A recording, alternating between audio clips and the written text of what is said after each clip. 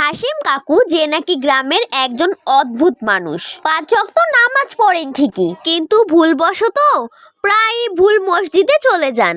একদিন জুমার নামাজে গিয়ে ইমাম সাহেব বললেন, আজকের খুতবা হলো নর্মতা ও ক্ষমার ওপর।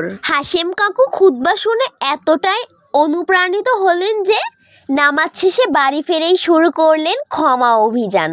প্রথমেই গেলেন পাশের কাদের ভাইয়ের কাছে, যিনি 2002 সালে তার হাঁস চুরি করেছিল। কাদের, আমি তোমারে মাফ কইরা দিলাম, হাঁসটা আমার জান্নাতে নিবে না? কাদের ভাই তো বললেন, ভাই রে, ওই হাঁস তো মারা গেছে বহু বছর আগে। হাসিম কাকু বললেন, ঠিকই কইছো, কিন্তু আমি তো জান্নাতের হাঁস ভাজা খাইতে চাই, তাই মাফ কইরা রাখলাম। সবাই তো হাসতে হাসতে গড়াগড়ি খেলেন, কিন্তু গল্প কিন্তু এখানে শেষ হয়নি।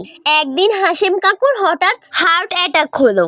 হাসপাতালে নেওয়ার সময় তিনি বললেন, ডাক্তার সাহেব, যদি মইরা যাই মইরাও বলমু, আমার মাফের খাতা যেন সঙ্গে রাখো, মাফ করলেই জান্নাত। ডাক্তার চোখ মুছে বলল, হাসিম কাকু, আপনি হাসিয়েই কাঁদান।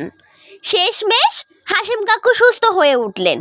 মসজিদে ফিরে এসে বললেন, ভাই সব, জান্নাত পাইতে চাইলে আগে হাঁস চোরদের মাফ করুন, কারণ আপনার হাঁস জান্নাতের টিকিট হইতে পারে কিন্তু।